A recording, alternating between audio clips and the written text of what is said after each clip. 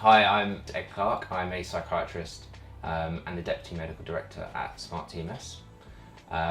So I've been working at Smart TMS now for around 2 years, and I'm involved in the assessments of patients, prescribing the TMS treatment and monitoring their progress and response to the treatment.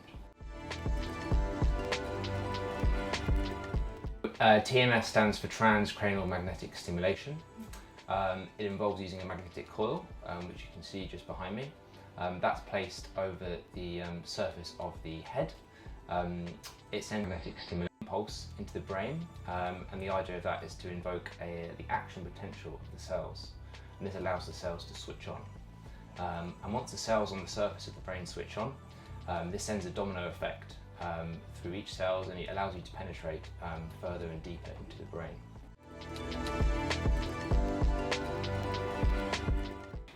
Antidepressants are a really important treatment for many mental health disorders. They've been around for much longer, and they're generally much more available. However, putting any medication into your body comes with a risk of side effects because they act systemically. With TMS, because it's such a localized treatment, it means that we see far fewer side effects than we do when prescribing antidepressants. A course of TMS usually lasts between 20 to 30 sessions, and that's spaced out over around 4 to 6 weeks. With antidepressants, you need to take them for at least 6 months, in many cases much longer. And we know that with antidepressants, around 50% of patients won't achieve a clinically significant reduction in their symptoms.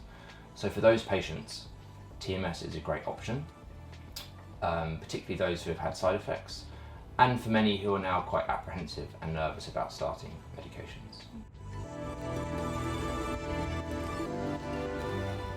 So TMS is generally really well tolerated. Initially it can feel a little bit uncomfortable. It feels like a strong tapping on the head. The main side effects are generally headaches, but they don't tend to last long. They should go away after a few hours. And that happens in around 10% of people. Another very common side effect is some jaw twitching, and that's simply because the nerves that supply the jaw are near to where the TMS coil is placed. In terms of the more serious side effects that we warn patients about, the main one is the risk of seizures. That's still incredibly low, it's 1 in 50,000. If somebody has a history of epilepsy or they have a history of seizures, then we need to be a bit more cautious, but it still means that they can have the treatment. The only absolute contraindication for TMS treatment is if you have any piece of ferrous magnetic metal within around 30 centimetres of the coil placement. So that might include any metal that's been used for jaw reconstruction, any cochlear implants. Metals that are slightly further away, such as pacemakers in the heart, are generally okay. So at Smart TMS, our most recent audit, we treated around 160 patients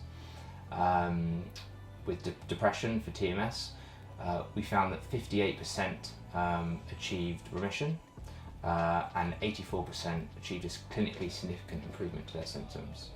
And by clinically significant, we looked at a reduction of at least 30% in the number of symptoms they were having.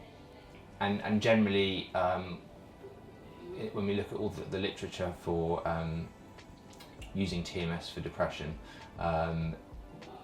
it's generally around 40% are reaching remission, anywhere between 60 to 70% are having a clinically significant improvement.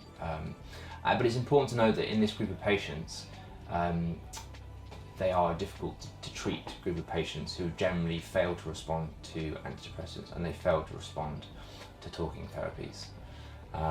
Whereas all the evidence we have for antidepressants, we're looking at patients who have never had any treatment before. And we know that there's a group of patients who just don't respond to the treatments that we have available, and that's what will account for that 20 to 40% of patients who don't see a clinically meaningful response. Firstly, unfortunately there is a lot of stigma still around ECT, and that dates back to many years ago when it was seen as a very inhumane treatment. Things have changed a lot since then. It's now done under complete anaesthetic. It's a very effective treatment. But TMS has the advantage of being non-invasive. They're actually quite different treatments in terms of how they work.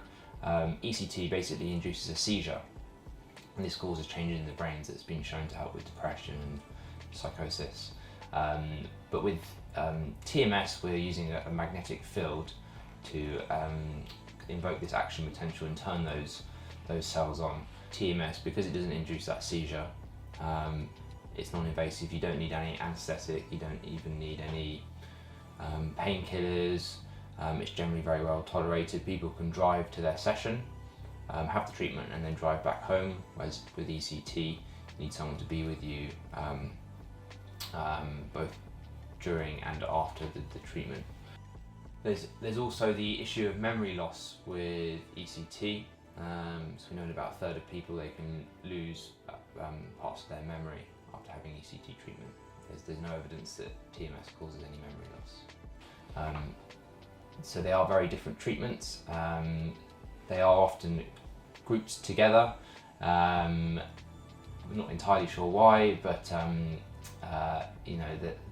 it's a completely different treatment, and I would suggest to anyone if they're feeling apprehensive about TMS to kind of have a look online at reliable websites. Look at the NHS website on TMS, or look at Smart TMS website, and that will hopefully negate some of their concerns.